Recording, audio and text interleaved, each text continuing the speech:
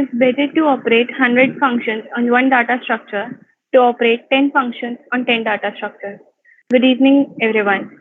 So, in this amazing note, I welcome you all on behalf of Creators Garage and Computer Club on the day 4 of DSA Bootcamp. Today, we have an amazing speaker, Mr. Pratik Jain, who will be sharing his great knowledge to all of us. He is currently working as a SDA intern at Grow, and he is also the member of coding team of Computer Club. Today, he will be sharing his knowledge about graphs and data structures to us, and he will be telling us about the tips which will be very helpful for our future. So now, let's welcome our speaker for today's session for telling us the concept of graphs. So without any further add-on, let's invite our guest, Mr. Pratik Jain. Over to you, sir. Good evening, everyone. So today I'll be going with graphs, and I hope you might have enjoyed the trees and previous data structures. So without any delay, we can start the tutorial right now.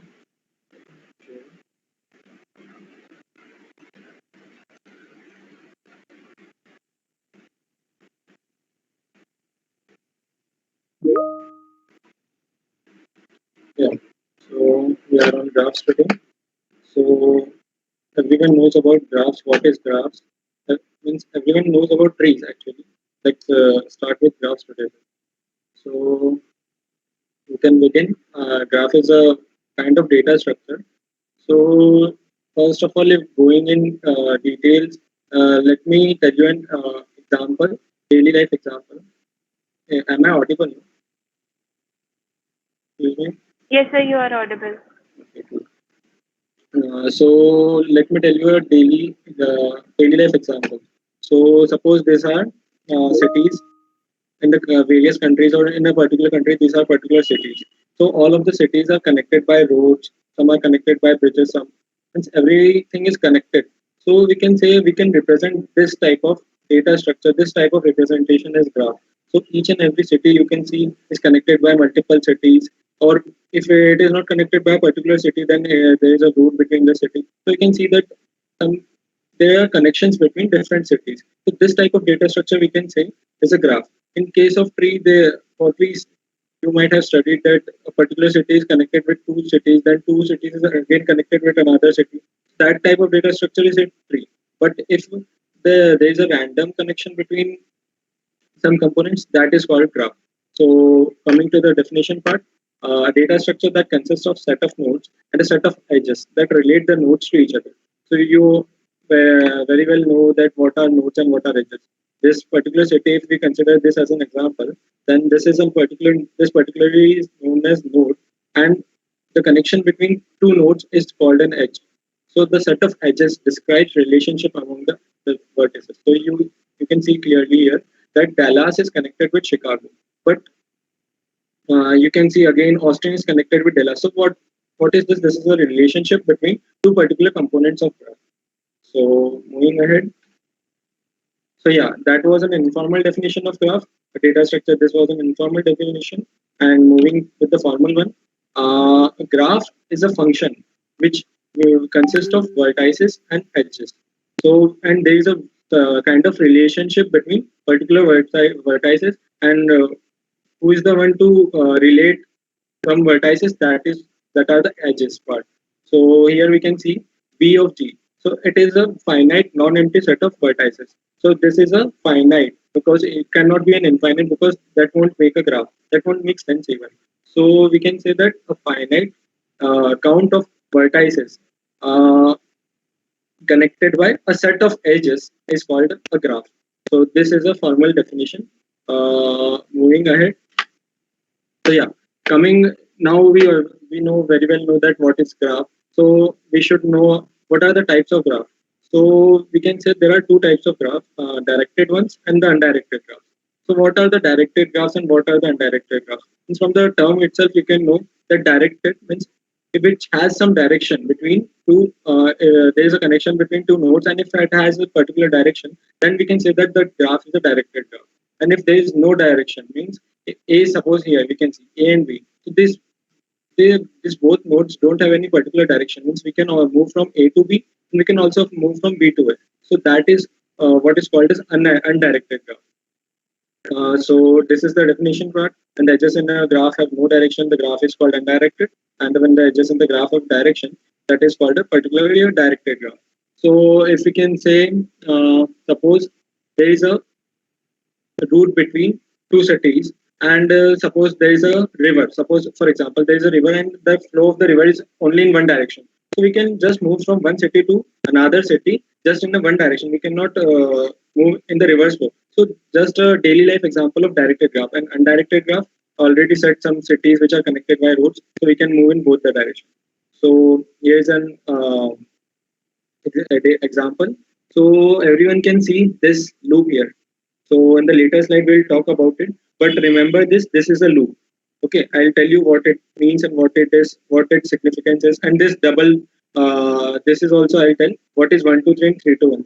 Actually, in the directed graph, if we want to define undirected edge, means what we can say is here we can move from 1 to 3 and from 3 to 1.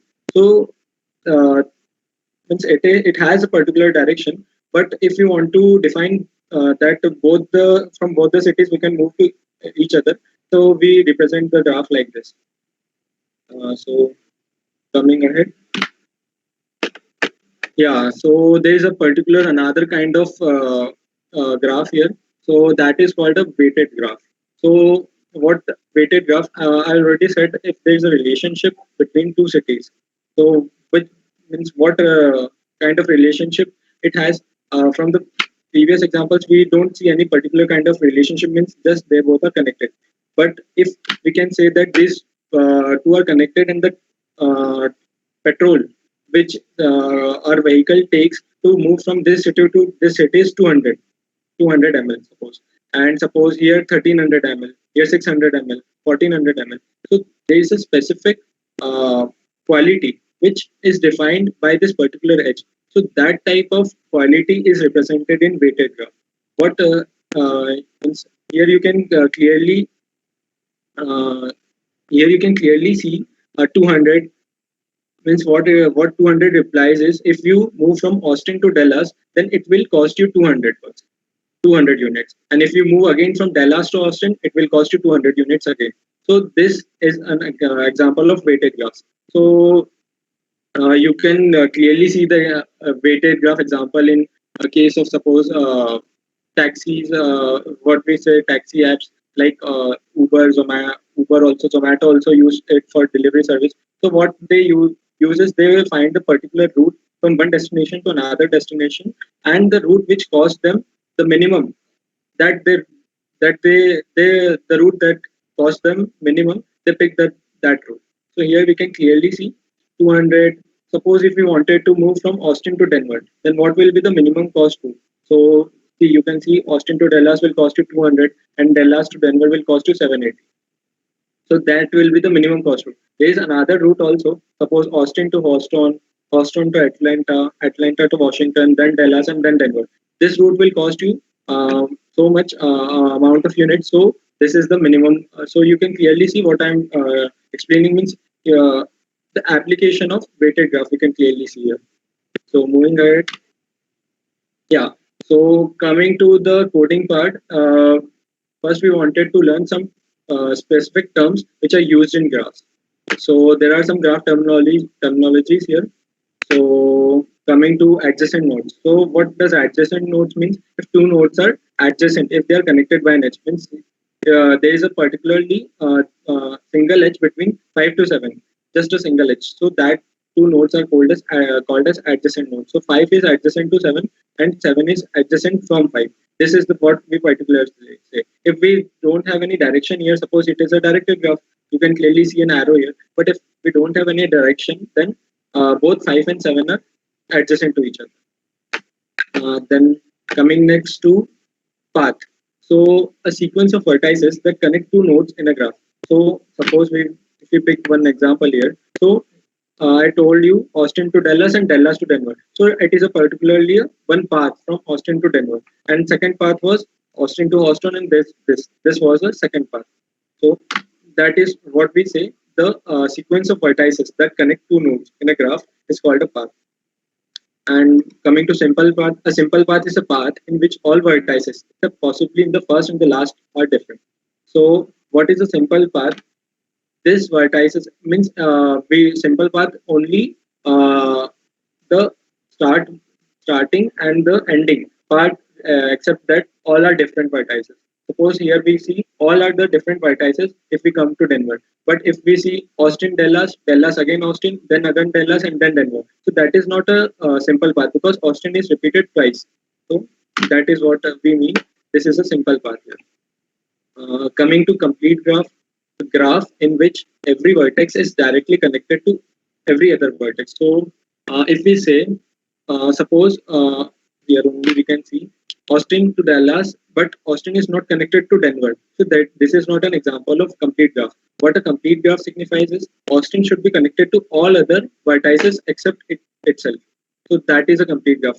Same goes with Dallas, same goes with Denver. So that is the thing we uh, say it as complete graph. Okay. So up to here, any doubts? Any doubts? You can mention in the chat. Okay. Cool.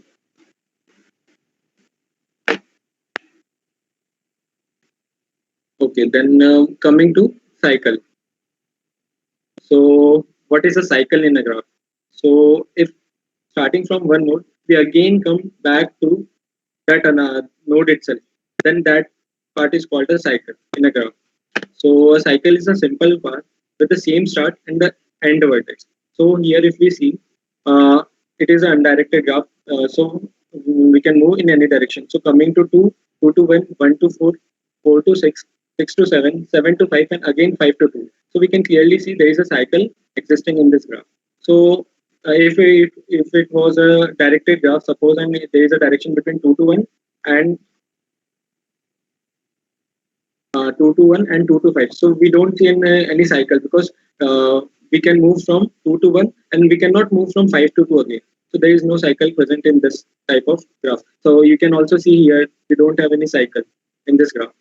So okay, and then moving to the degree part. So what is a degree? Degree is the vertex. Suppose the degree of the vertex I is the number of edges incident on vertex I. So what we say degrees, suppose what is the degree of 5 here? So degree of 5 is the number of edges connected to 5, or precisely we say the number of edges incident on 5. Suppose if it was a directed graph, so there is a 2 to 5 one edge, there is 3 to 5 one edge, and 5 to 7 another edge. So degree of 5 will be 2 because the another edge is moving from 5 to 7. So the degree of the vertex size, the number of edges incident on vertex size. So the degree of 2, what will be the degree of 2 here? So there are 2 edges connecting here. So the degree of 2 will be 2 itself. Okay. Next. So moving ahead, yeah, I told you to remember one term, loop. So what are loops? Loops are the edges that connect a vertex to itself. Suppose graph can also have an edge to itself. Suppose 3 is connected to 3 itself. So that type of edge we called it as a loop, because if a particular see, yeah, 3 is connected to 3 itself, so that is a loop. If we move from 3, then we will come again to 3, so you can see a loop scene. So there is a loop between that. And moving ahead with the paths sequences of already discussed this. So paths is a sequence of vertices such that each adjacent pair of vertices are connected by an edge. So in a always in a path there is a list of adjacent vertices. Cool. We already talked about simple path. Then coming to multiple edges. So two nodes may be connected by more than one edge. So suppose two nodes can be connected by more than one edge.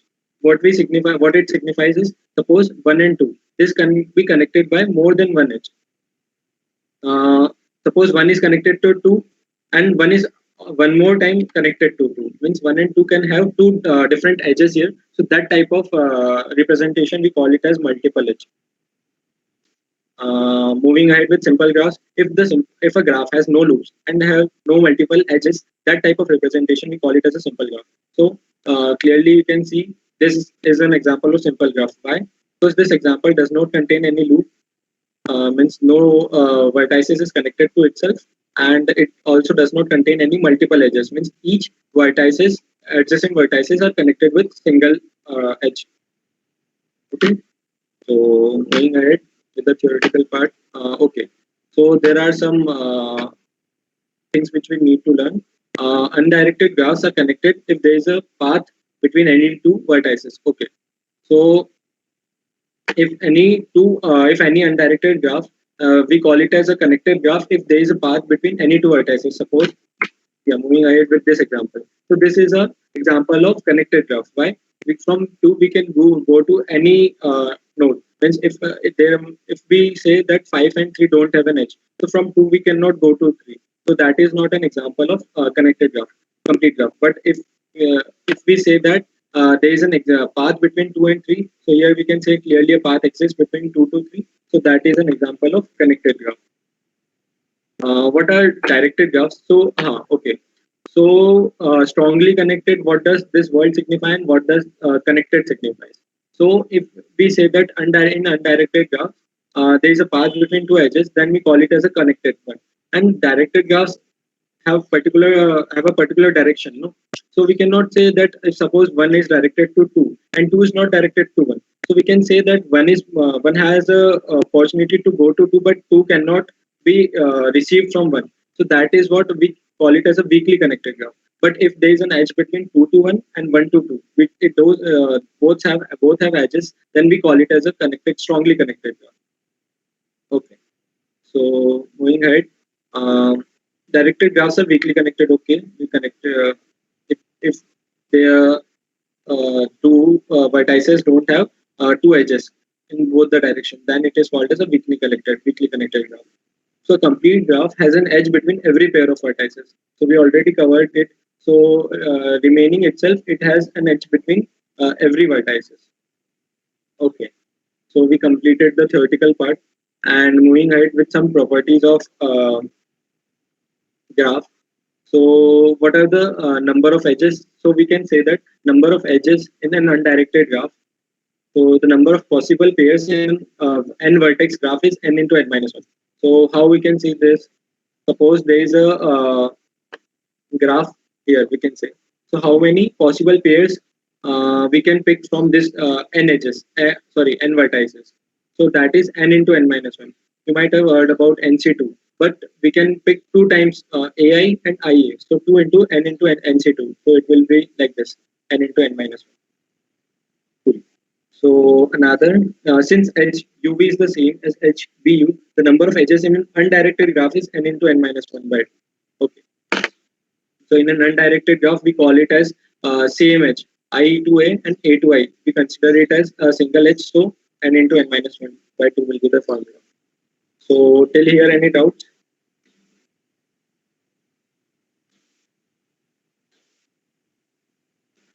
Okay.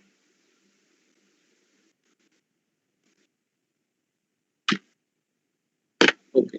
So yeah, I told you about the degree part. What is the degree of a particular graph? So there are two types of degree in the graph: in degree and out degree.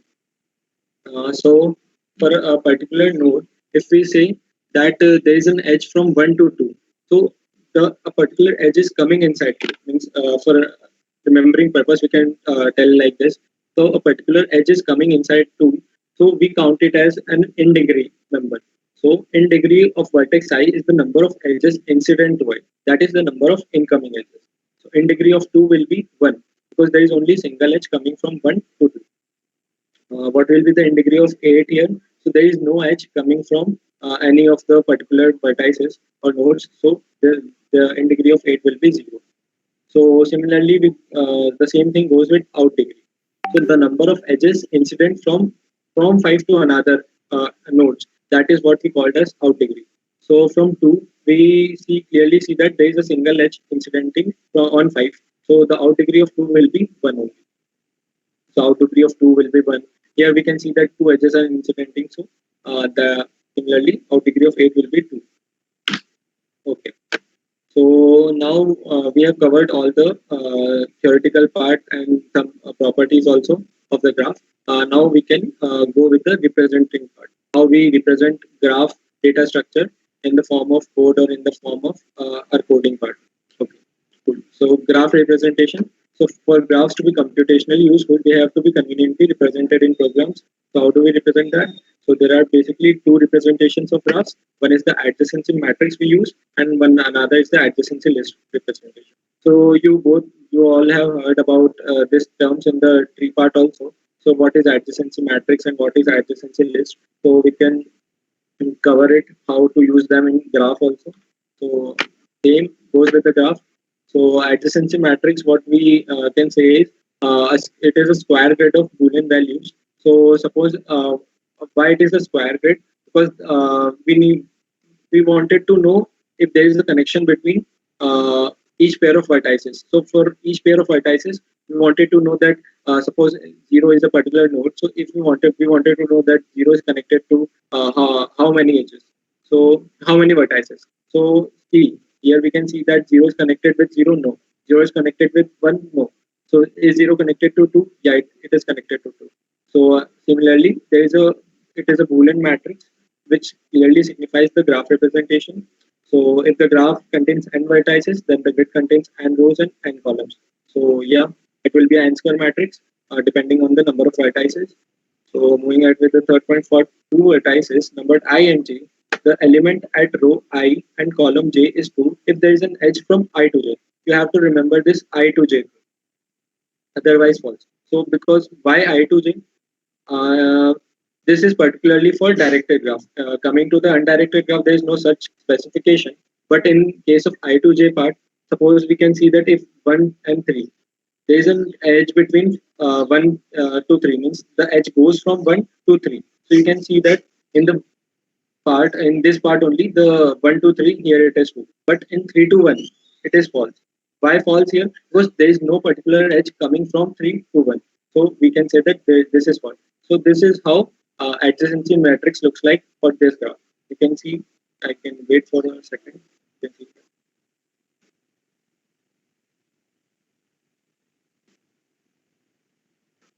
see, for 0 also you can see there is no edge incidenting on 0 and from 0. So everything for 0 is false. Okay, cool. Then moving with adjacency list representation. So that was a matrix representation that is not generally used because it takes a lot of space to store a particular graph. It takes n square matrix to store this graph. So a lot of space is used in for storing adjacency matrix form of graph. So another goal is the adjacency list representation. So everyone have heard about linked list. Uh, as you can chat here.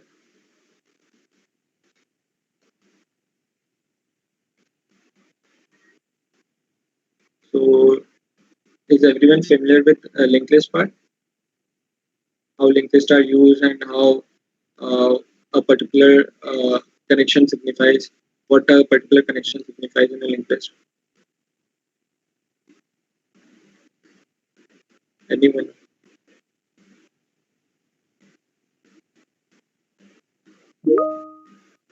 Okay. Good. Is it boring? Does it seem boring, the session?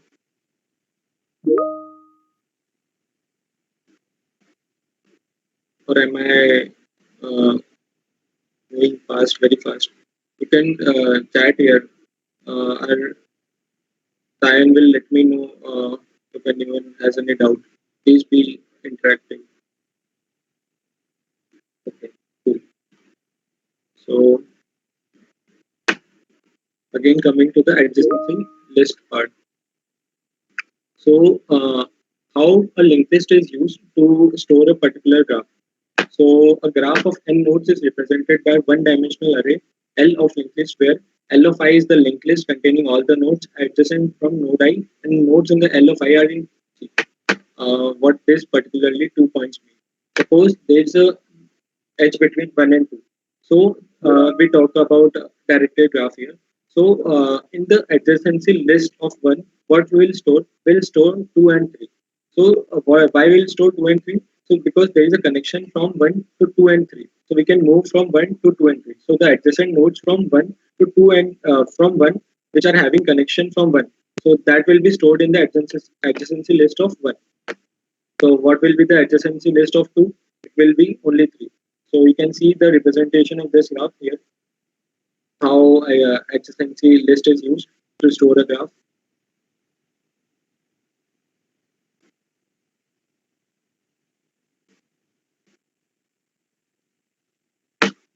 So adjacency list for each vertex V belongs stores a list of vertices adjacent to V. So this definition can be proved here. See, two and three are adjacent to one, so they are stored in the adjacency list of this one. They are same. So variation can also keep a list of edges coming into vertex. Yeah, what we can do a variation is suppose here what we are storing the number of vertices growing from one to two from one. Now we can also store vice versa the number of edges coming to one. So for one adjacency list will be empty because there are no edges coming to one. For two it will be one. For three it will be two, one, and four because there are three edges coming to three. And for one or four also it will be empty. So we can reverse the variation. We can vary this representation. So moving ahead with the next slide. Yeah, but in case of adjacency list, what are the specifications? So see, how much storage is required. So the degree of vertex B is equal to incident edges. Directed graphs have in degree and comma out degree. Okay, so we can clearly see for a particular vertex what degree signifies is the number of incident edges on a particular vertex. For directed graphs, sum of out degree, and for undirected graphs twice. Why sum of out degree? Because what we are storing here is the number of edges moving out from one. So here clearly one will store two nodes, two will store three nodes. So why this formula? The sum of the sum of all the out edges. So how many out edges will be stored in total? One, two, three, and four. So total four edges will be stored here in case of directed graph. But in case of undirected graph, we have also have to store two to one. So here also one will be added. So always we will have to store two times a particular connection. So that is why here two comes in picture. You can see the number of items which we have to store in the adjacency list is summation of degree. That is twice the number of edges. So how much storage is required for adjacency list? That is the O of big O of V plus E. What is V plus E? The number of vertices plus number of edges. Okay. So till here we have completed the theoretical part. Now the picture goes for the coding thing, the coding part. So okay. So that is not a big deal here. It is just a simple Java program where we are representing a graph in the form of Okay, sir. yeah. Yeah. So you can use the pointer pin for highlighting in the presentation. Can you tell me where it is?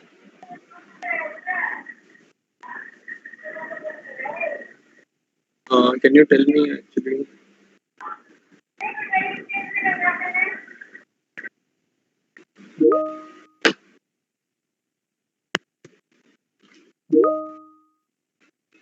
Okay, cool. You can right click and you can see the pen. Okay, okay, cool. Okay. So this is what a basic Java program. So you can see there are functions here inside the program.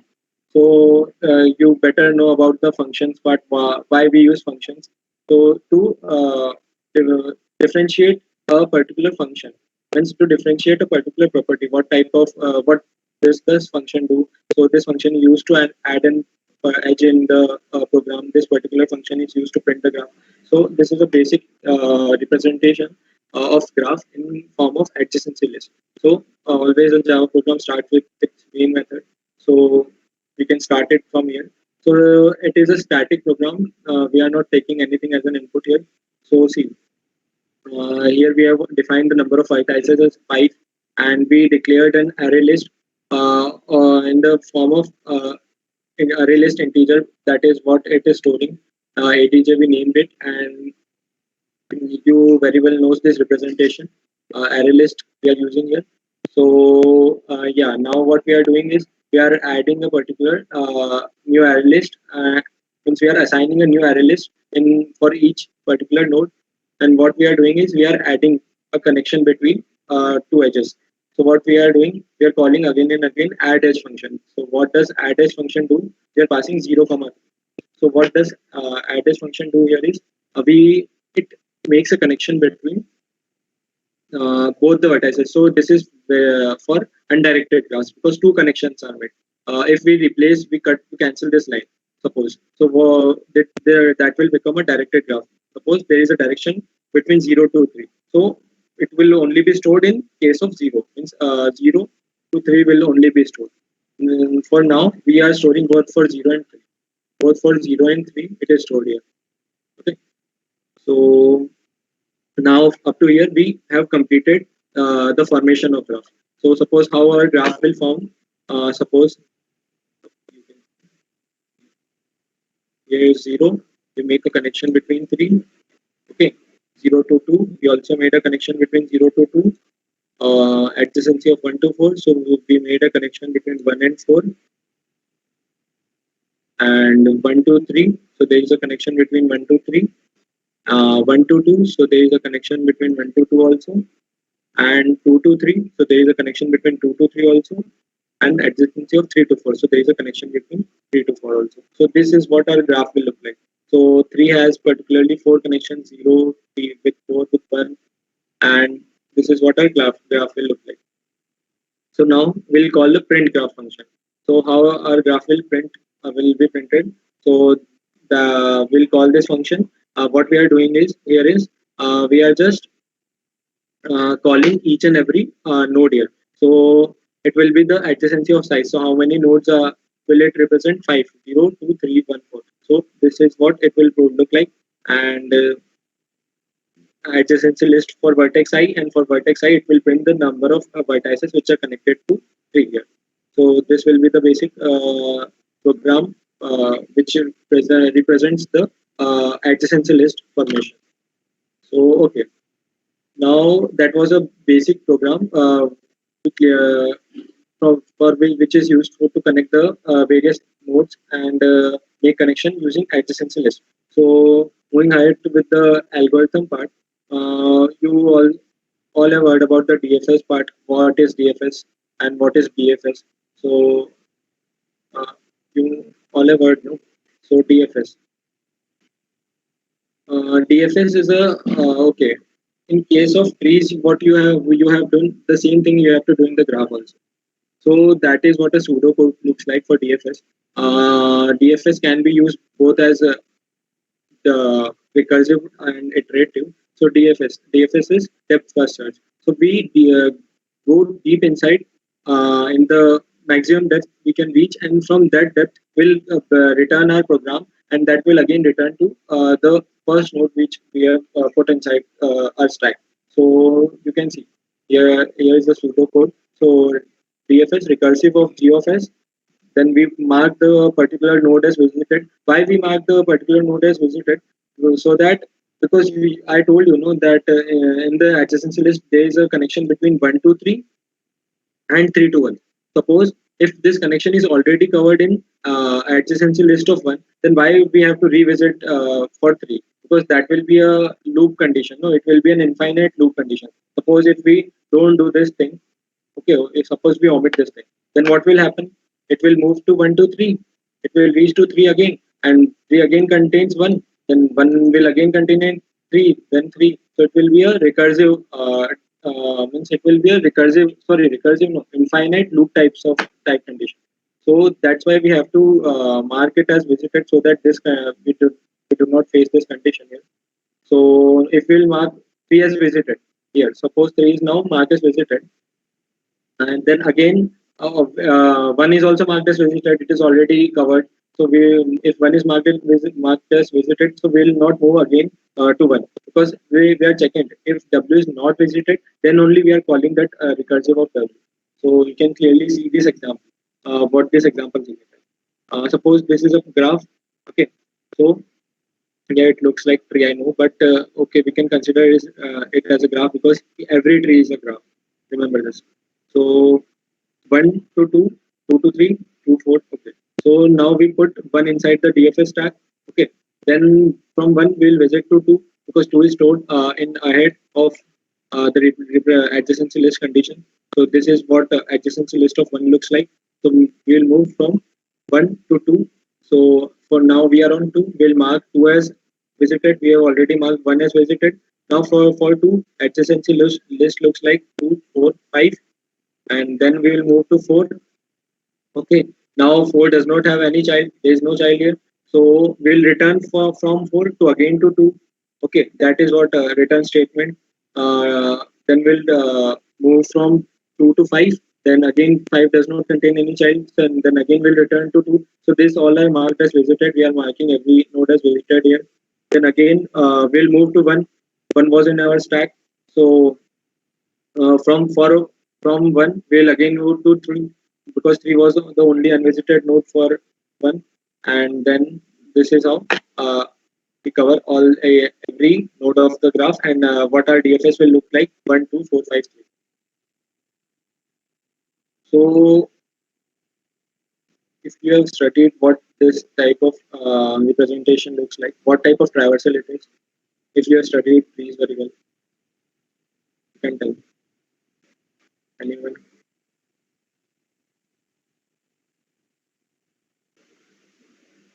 Anyone? What does this type of representation looks like? We are moving left and left, then we are moving, covering the right part, then moving to top, then the leftmost. Anyone? Okay, have you heard about pre-order traversal entry? Guys, let me know in the chat.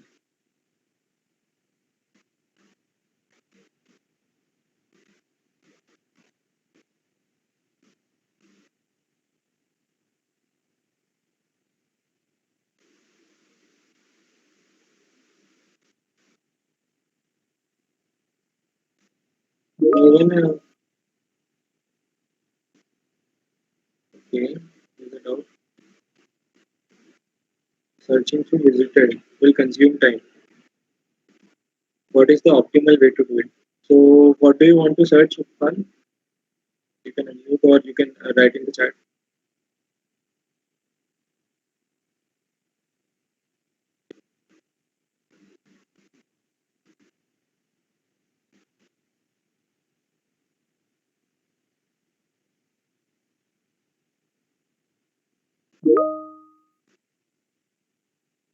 Okay, to check if the current node is visited or not, you are telling that it will consume time. Yeah, for sure it will consume time. And but why do you want to check here if the current node is visited or not? Because it performs it DFS performs in a manner, means how particular the nodes are stored. For suppose for 1 the order will be 2 comma 3. Okay, let me continue here.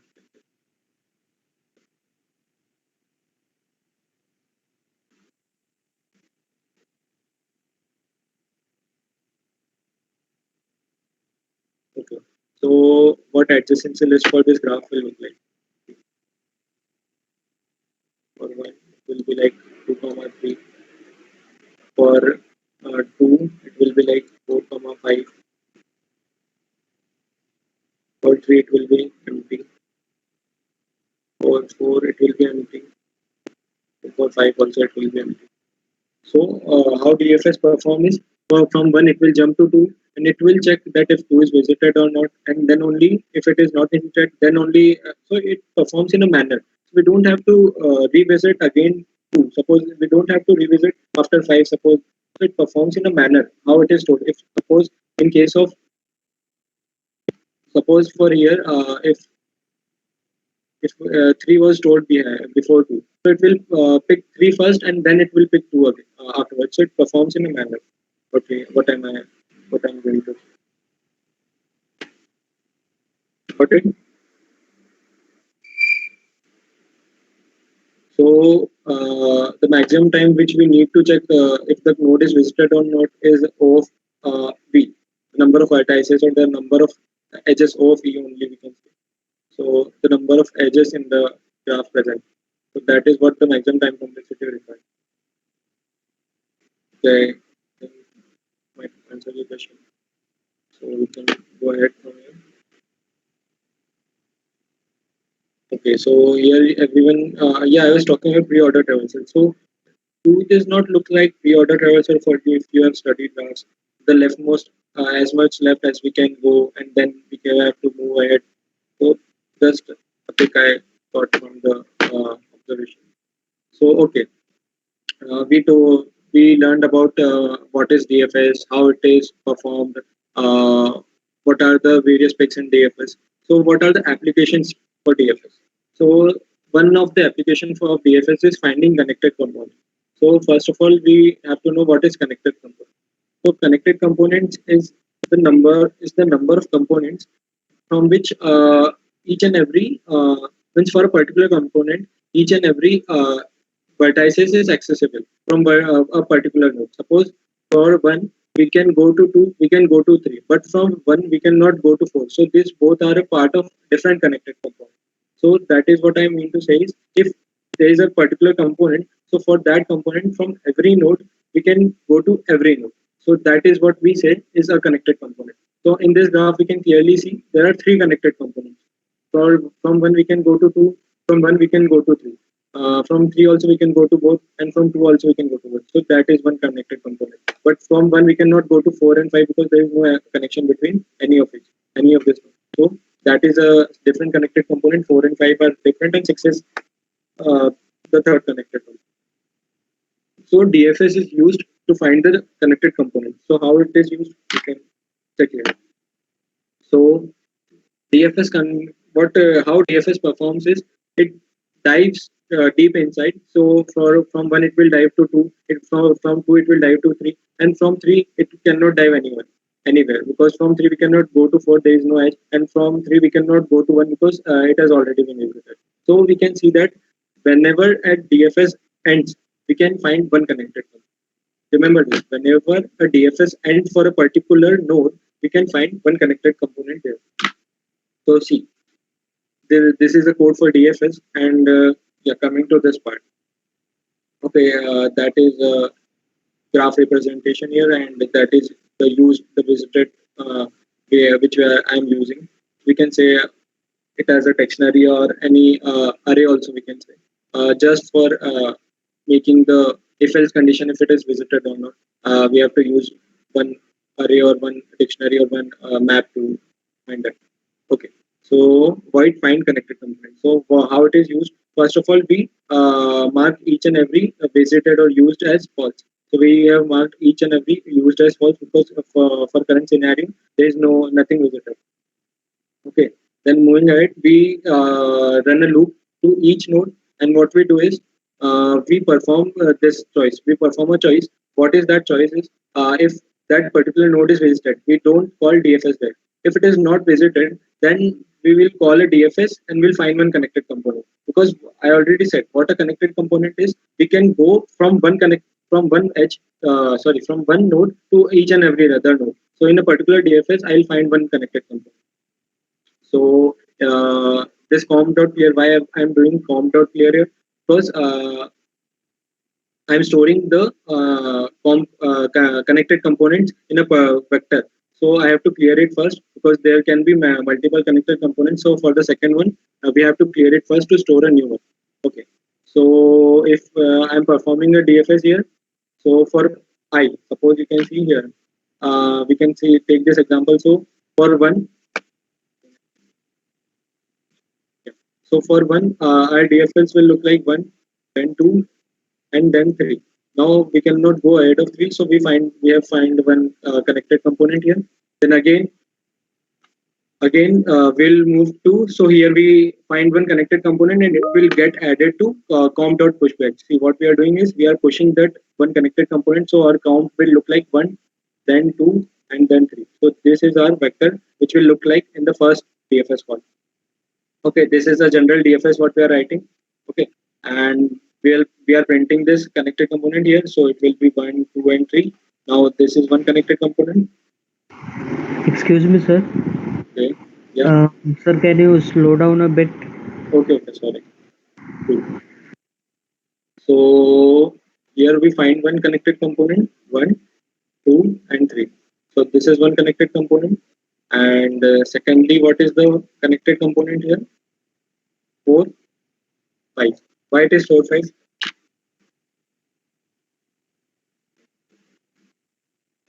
Why it is 4, 5? Because I already said we cannot move from 4 to we cannot move to 4 from 1, 2, and 3 because there is no edge between it. So that was a clearly another component, and that is another component. So here we move to 4, and from 4 we'll move to 5. So another presentation will look like that is the second component, the second, and the third will be 6. So this is what our code will signify. Okay, so do anyone have doubt in this code? Unmute and ask or write in the chat.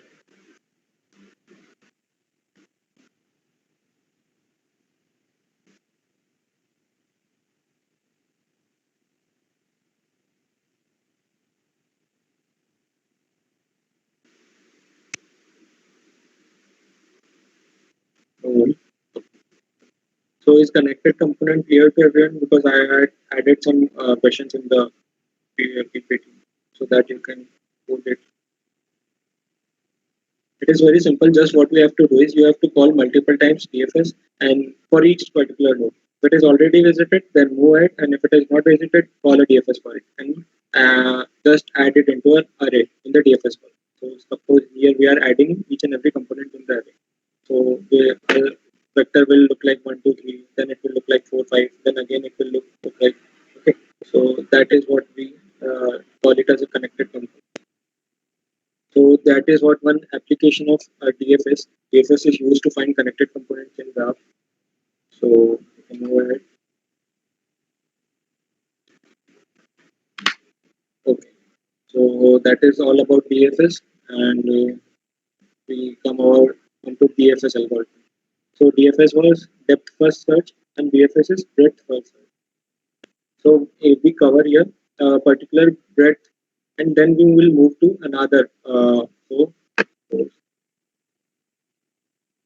Okay, so for 0, we'll cover first 1, 3, and 4. We'll cover 1, 3, and 4, and then we'll move ahead to 1. Then for 1, we will cover 2. So what BFS looks like is we have to move in breadth. So from 0, we'll move to 1, 3, and 4. That is what we call it as a first breadth. And then for 3, we'll move to 5. Then we'll for 4 also we'll move to 5. But if 5 is already visited in the BFS call of 3, then we will not move to 5. So that is what our BFS looks like. So what is the pseudocode of BFS? So we create a queue.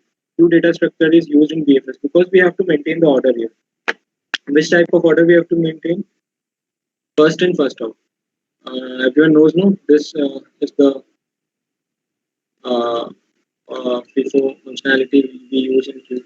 First in, first out. The number which is entered in first will be out first. Okay. So why we use here queue and why not stack or why not array? You can see here in the with an example you can clearly see. Okay, I'll explain this pseudocode afterwards. First, let's go with an example. So, suppose I'm applying BFS on this graph. Okay. So, what does this graph looks like is 0, it has 1, 3, and 4. Then for 1, it has 0 and 2. Everyone got this adjacency list representation. 2 has 1, 3, it has 0 and 5. 4, it has 0 and 5. And 5, it has 3 and 5. So this is what our adjacency list will look like. Okay. So in BFS we have to cover breadth first, and then we'll move to another node. So for 0, what we'll try to cover 1, 3, and 4 first. So what will be covered? 1 will be covered first. So do you get the first here? First, I'm telling again and again first. So that is why we use queue here. First in, first out. So we'll move, pick 1 here, we'll add into queue. Then we'll pick 3 here, we'll add it into queue. We'll pick 4 here, and that then we'll add it into. So if 1 is added first, so it will be used first. So remember this thing. I'll tell you why. Okay, so what we'll do, we'll NQ0. Everyone knows about NQ operation. So we'll NQ0. So what our queue will look like after iteration 1 like this. Our queue is 0. Then after iteration 2, we'll we'll DQ0. Okay, we'll DQ0 and NQ 1, 3, and 4. Okay, why we are doing this? We have to pick 0 because BFS we have to use the nodes also, no, with moving ahead. So we'll pick 0, then we'll pick 1. Okay. So for 1, we'll again pop the 1 element, and we'll pick another 3 element because it is a queue. So the element which is first will be picked first. So after that, we'll use 3. Then after that, we'll add the childs of 3. So does 3 have any unvisited child? So yeah, it has. It has 5. So we will add 5 here and Q2. So here, see, we'll DQ3 and we'll add 5 here. So the element which we are DQing means which we are popping it out, will the childs of that element will be enqueued in the queue. So that is what our BFS looks like. We'll cover the breadth, then we'll again add the child of that particular element, then we'll cover the childs, then we'll add the childs of that particular element. So that is what our breadth first search looks like. Okay. So you can see here, now we'll NQ DQ1 and we'll NQ2, then 3, 4, and 2. So you can just see one time this graph, and you can see how this Q and DQ operation looks like. So can anyone tell me how the BFS will be for this graph in the chat? What are BFS will what will be the BFS of this graph?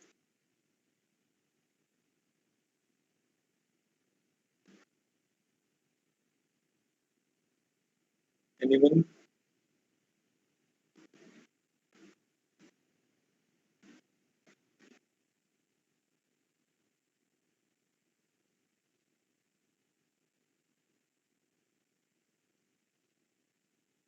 The graph, what will be the BFS breadth first search of this graph look like?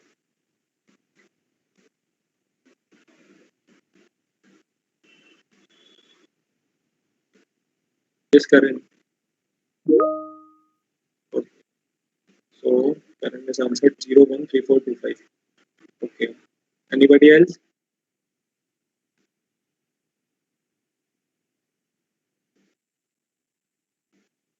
Yes, come on. It is very simple.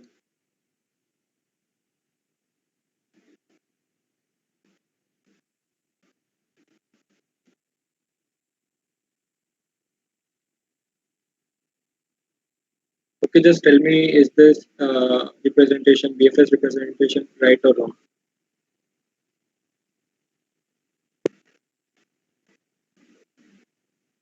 Let me know that you are interactive. Because that won't make sense if you're not.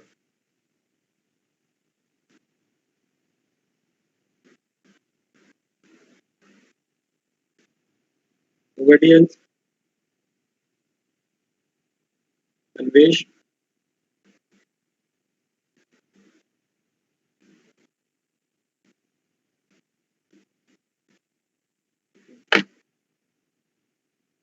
So, yeah. So, let me tell what will be the BFS representation of this graph.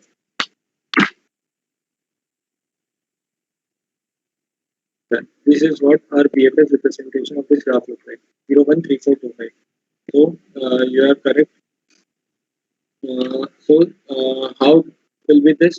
So this will work in an order. We'll complete the breadth first. So we'll complete 0. Then what is the nearest breadth?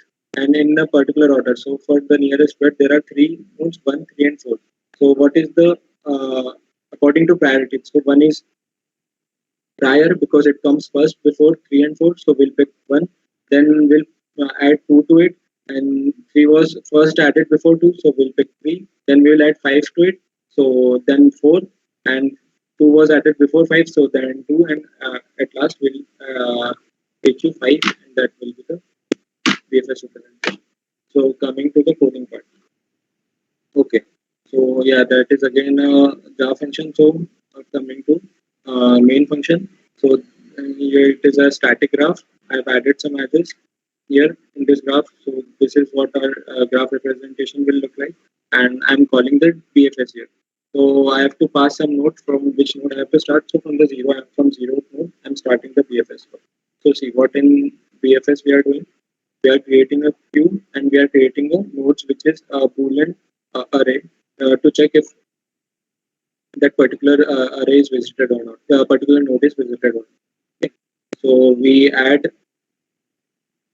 a particular root node in suppose in 10. So this is the 0 here. We have passed 0 from this here column. So this is 0. So we made this 2 means 0 is visited and we add that particular node to queue.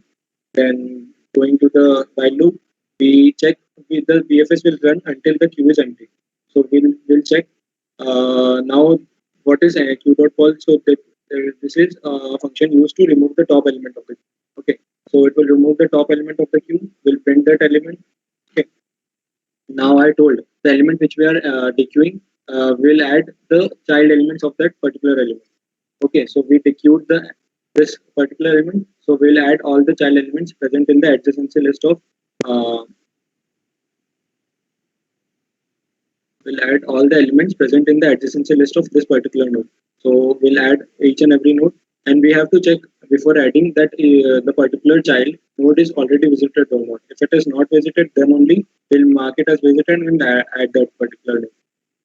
So it is a simple algorithm. Just what we'll do, we'll add 0 first, then we'll add, I already told it here, we'll add 0 first, then we'll go to 1, then we'll add 2 first. So, sorry, we'll add 0, then we'll add 1, 3, and 4, then we'll go to 1, we'll add 2, and for 3, we'll add 5, and for 4, we don't have anything to add because 5 is already added.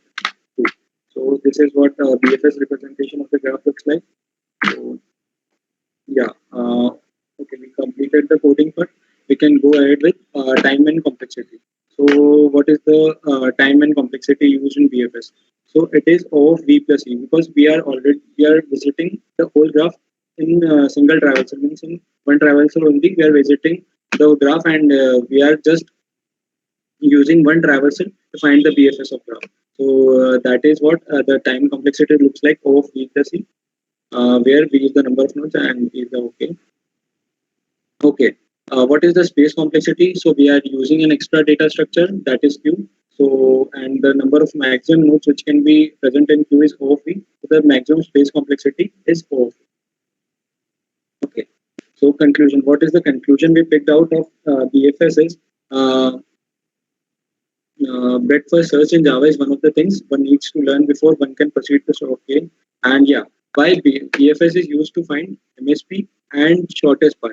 Why BFS is used to find MSP and shortest path? Okay, just omit the MSP thing. Shortest path. What is shortest path? Shortest path is the minimum path. Minimum path means the minimum number of edges required to reach from 2 to 0.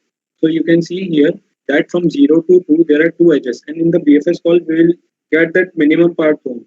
Why? Because we are means we are moving in breadth, means we are already covering the smallest part between, suppose for 0 and 1. Yeah, if we are moving in breadth, then there will be the shortest path between 0 and 1. And from 1 to 2, we are containing the shortest path between 1 and 2. So for 0 to 2 also, there will be a shortest path between these two nodes. We are not going like 0 to 3, then 3 to 5, then 4, then again 0, then so that is not what the BFS looks like. It is already moving in shortest path. Means you might have heard about integration. What is integration? The integrating the smaller parts and which makes into a single unit. So we are also integrating the shortest path between two particular nodes, which integrate into a particular smallest path between two nodes. See, so BFS is used for finding the shortest path between two particular nodes. So what we just have to do is we can run a BFS from the two part means from the starting point and to the end. If we reach the endpoint, then we can stop the BFS and we can in the BFS only we can count the number of edges which we are visiting. Okay, so that will be the minimum shortest path between two particular edges. Okay, that is what BFS is used for. Okay. So depth first search and breadth first search. So what are the differences between DFS and BFS? So BFS in BFS we move with breadth and in DFS we move with depth. So DFS might not give us a shortest path because it can. Suppose I can give you one example here. 1, 2, 3, 4, then 5. And then we have one. Okay. So what our DFS will do?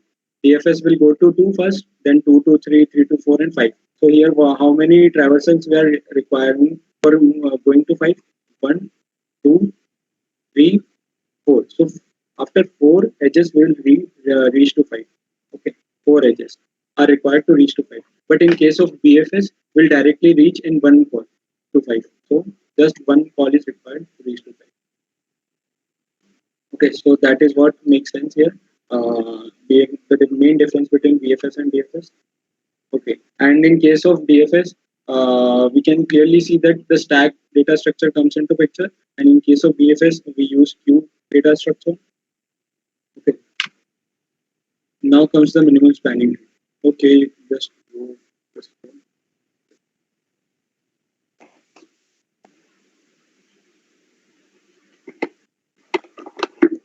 Anybody have some doubts or any doubts? You can just ask in the chat.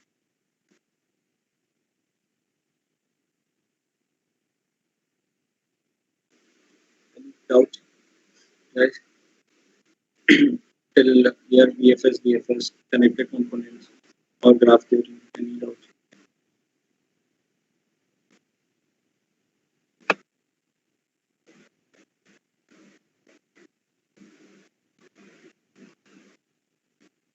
Just ask, don't hesitate.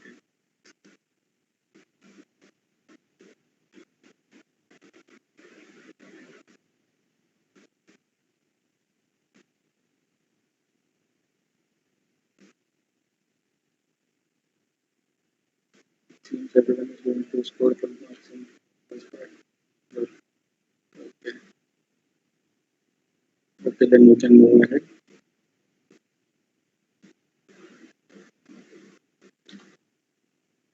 So I told you about minimum spanning tree.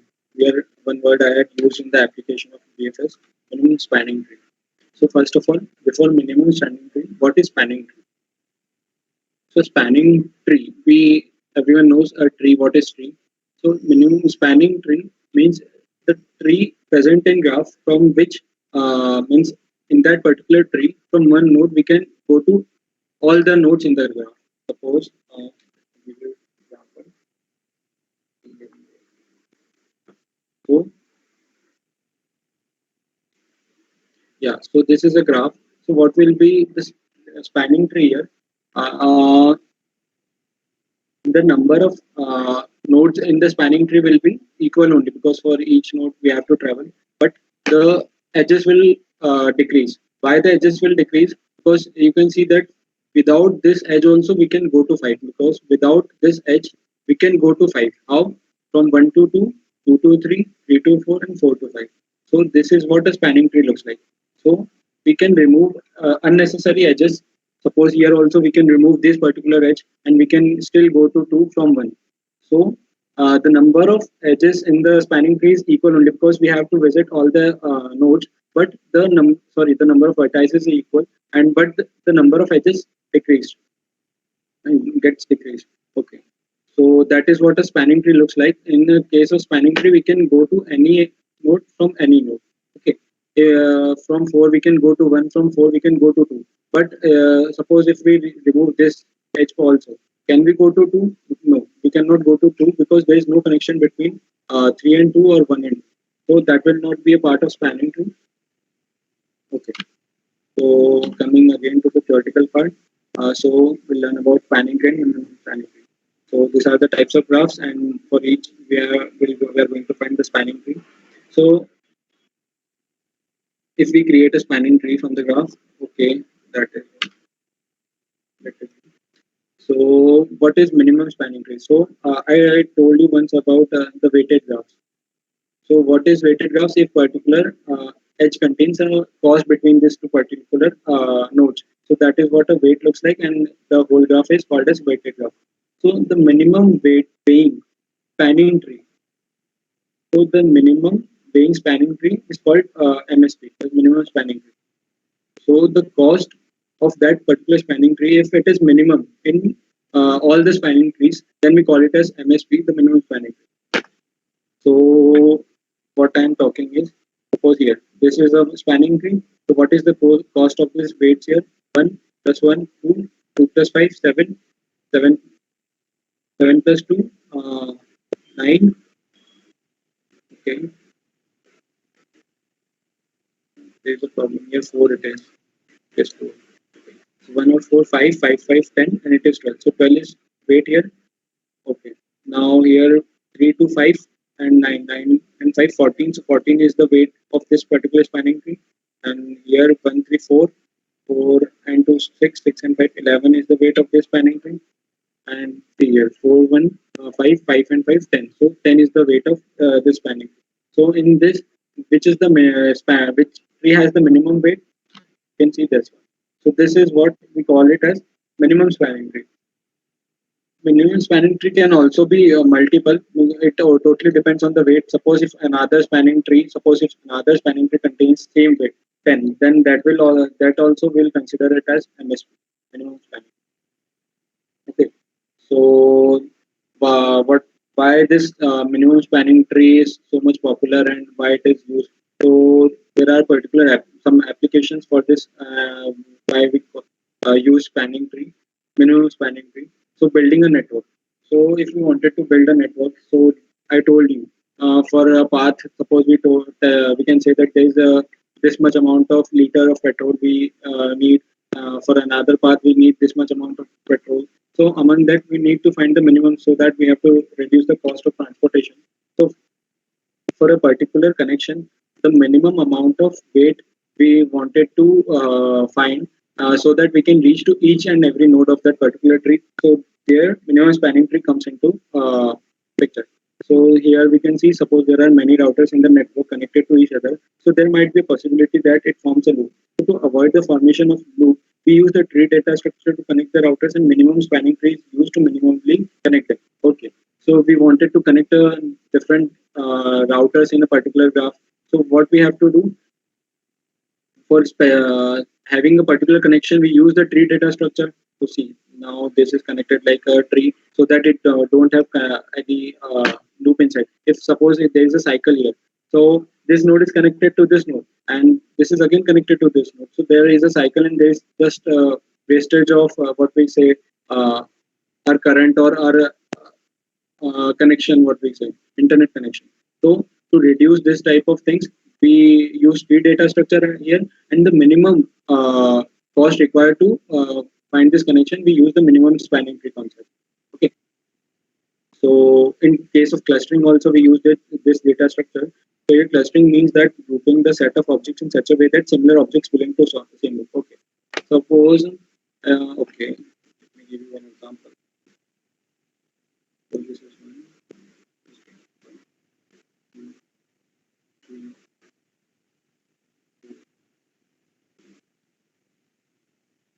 This is six.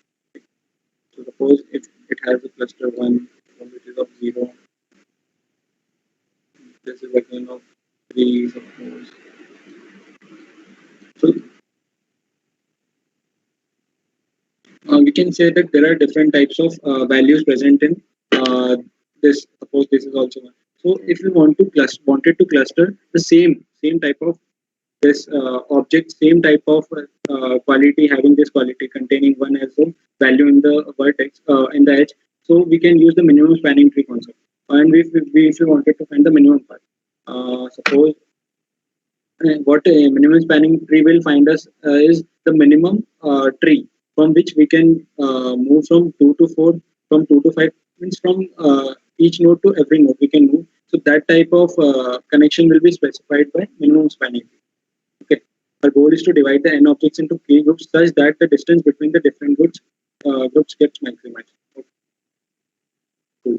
So first we divide n objects into k groups. Secondly, we'll combine these clusters iteratively by adding an edge between them. Stop when we reach the k clusters. Okay. So if we wanted to divide this graph into clusters, then what will you do? We will iterate through each n object. We'll divide the first of all we'll divide it into k groups, and we'll just iterate uh, between each and every edge, and we'll just find if it contains a particular cluster. So we have to maximize the number of groups. So that will be done by minimum spanning tree. The minimum spanning tree, what is the application here? So it is used to specify, maximize the different amounts of groups here. So how, okay, what is MSP? What are the applications of MSP? How clustering is used? We got it. So how minimum spanning tree is used? So how we can find the minimum spanning tree? So there are various algos to find minimum spanning tree. We can just readily find the minimum spanning tree by just removing. Okay. If it contains, suppose a graph contains m edges and there are n vertices. So how many edges does we require to find a spanning tree? Just n minus 1. How many edges does a tree have if it has n particular vertices? N minus 1. This is covered in the previous lecture, I guess. So the same goes here. So how many edges we have to remove to find a minimum spanning tree? Suppose there was m edges, and we have to remove, suppose x edges to find n minus 1. So how many edges we have to remove? M minus n plus 1. This much edges we have to remove so that we can find the minimum spanning tree. And if we remove all these edges having maximum weights, then that will be our minimum spanning tree. If we are removing the edges of higher weights, then what we will get in result is the minimum number of weights present in a particular graph. So that is what a particular method used to find MSP. So just remember this. You can study Prim's algo and various algos, how we find MSP using that algos. Okay, so I think we have covered various algorithms and various applications of graph. So we have covered DFS, the connected component thing, and we have covered how BFX is used to find the single shortest path. We have covered the spanning tree concept. So moving ahead, I have also wanted to cover more topics, more algorithms here, but we are short of time, so I have added one more algorithm. So that is what we say cycle detection. I told you before what is cycle and how to detect cycle if there is a cycle, and then how it is bad for us. And suppose that network connection, internet connection thing, if there is a cycle, then it will get into get into an infinite loop condition. So for this particular checks, we have to make some checks like cycle detection in a graph. So how to find a cycle in a graph? So to detect a cycle in a graph, what we'll use? We'll use a DFS traversal. So up to now, we have covered how DFS and BFS works. So how DFS is used to find the cycle in a graph. So we can see what DFS works, how DFS works. DFS get into depth, and if uh, and from 5 we are again connecting to. So what DFS will do, it will go into depth up to 3, then it will go into depth up to 5, and it will go to 1 again. But if 1 is already visited, then it will tell that it is already visited, just return. But if we are going to 1 again, we can also say that it is a cyclic condition. If how it is a cyclic condition, see, that will be an infinite loop condition. We are going to 1 to 4, 4 to 5, 5 to 1 again, then again 1 to 4 will come. So it comes into an infinite loop condition. For removing such type of condition, we use cycle detection. And what we use DFS algo for that. So what is the code for it? Just pick up an unvisited vertex, mark its state as being visited. For each neighboring vertex, u of b, what we have to check.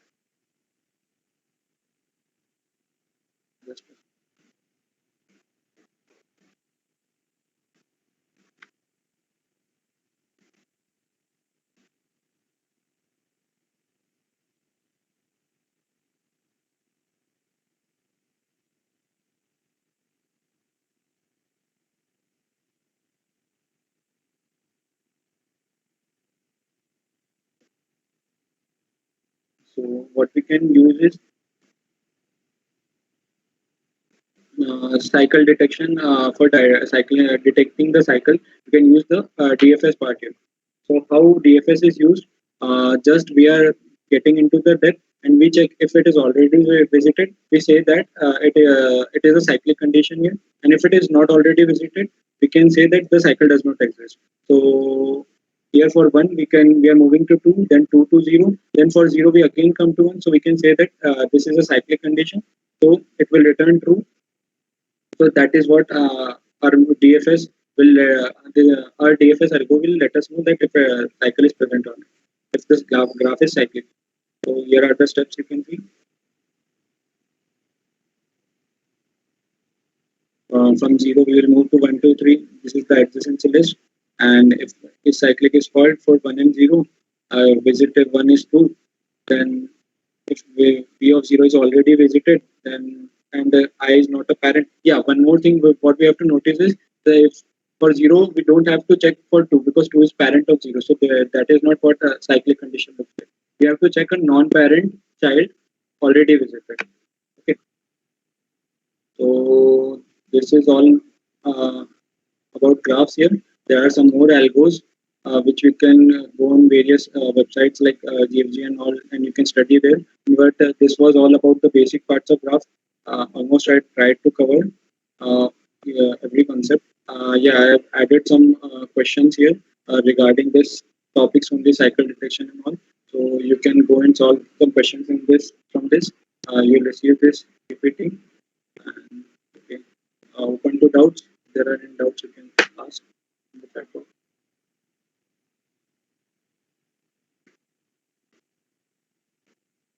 Anyone having any doubts?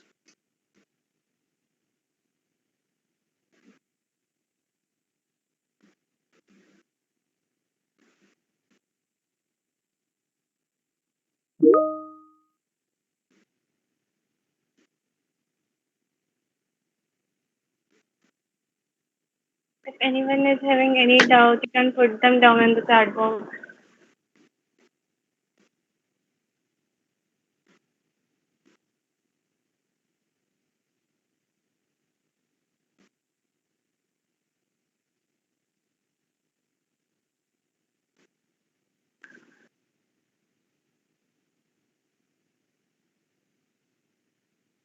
Okay. So I think no doubt. Okay, cool. So yeah, that's it. Thank you, everyone. Thank you, sir. On behalf of the team, I would like to thank you, sir, for taking your time off for all of us and sharing your precious knowledge and helping us in enlightening our future. We are thankful to the participants for being such an incredible listener. All of you are requested to fill the feedback form, otherwise, you all won't be getting your certies. Thank you, guys.